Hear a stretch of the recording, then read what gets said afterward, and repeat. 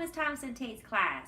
My name is Mrs. Fletcher, and I really wanted to come to your class today and talk to you guys about your projects yesterday, but unfortunately, I'm working at Harry E. James today with teachers there. So, I want to introduce myself. My name is Mrs. Fletcher, and I am an instructional coach, and I help teachers and students with different projects.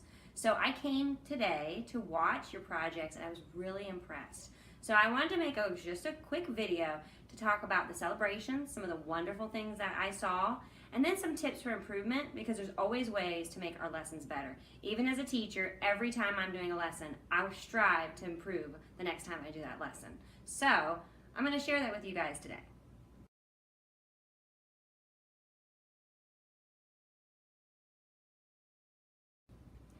I have a lot of celebrations. I showed you guys this earlier, but this is kind of like a little cheat sheet. Sometimes as a teacher, if you can't remember all of it, you can have something on the side to help you out. So I'm going to use this as my cheat sheet. All right, so your activities were very engaging. I love that. I saw different activities in every room as well, which was neat because that really showed me that you owned the lesson. You decided what was going to be the best to teach. I saw acronyms, which I thought was great. I saw models being created. I saw pictures. I saw one group was actually doing an experiment, which I thought was really awesome.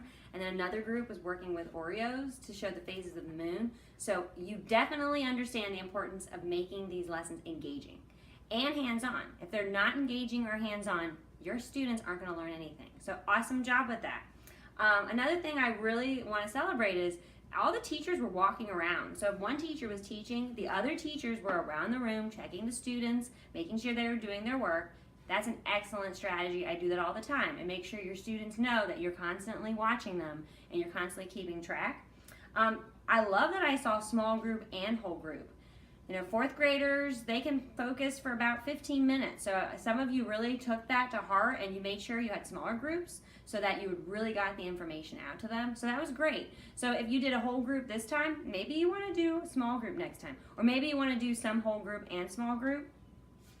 Oh, and I love when I saw some of you passing out, I don't remember what Patrick Copeland calls them, but the positive reinforcers, you're passing those out, I think they're red cards, so that students knew what they were doing was positive. So those were some awesome celebrations, guys.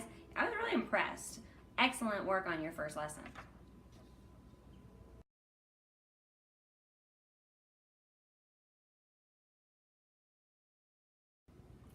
All right, everything can get better. Everything can improve. So I want you to focus now on what can you do to make your next lesson better. So here's some tips from me. I'm an elementary school teacher. I work with elementary kids all the time. So I really know what they need. So I hope you take these tips to heart. All right, so first thing, you're working with fourth grade, and I noticed a lot of the activities, you gave them something to do, but they didn't have to write anything down. They didn't have to record what you were talking about. So possibly creating a type of worksheet that can keep the kids in line with your lesson. So as you're teaching them things, they're accountable. They have to write something down to show that they're listening and that they understand. So that's one tip. Fourth graders can handle that. So I would try that next time. Make sure you have eye contact. A couple classes I noticed you turned around the board and then you were talking to the kids, but your back was to them. So kids need that eye contact. That's relationship building. Okay, so make sure when you're teaching them, you're looking at them, you're looking around, you're making eye contact with all the students in the classroom. Here's a big one. Make sure you know your material. Some of the, not all of them, some of the groups I went in, I could tell you almost thought you had it, but it wasn't 100% that you knew what you were talking about.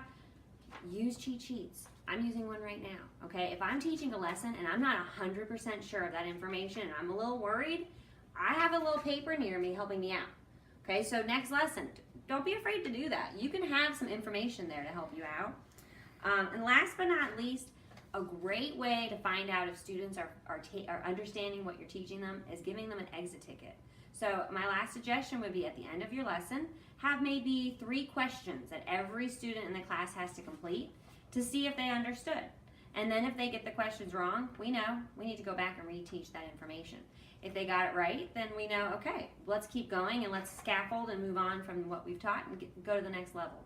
So like I said before, you guys really did an awesome job, but I know your second lesson will be even better. So I hope you can take these tips and continue to really do some great work to help out those fourth grade students. Thank you guys, we appreciate it.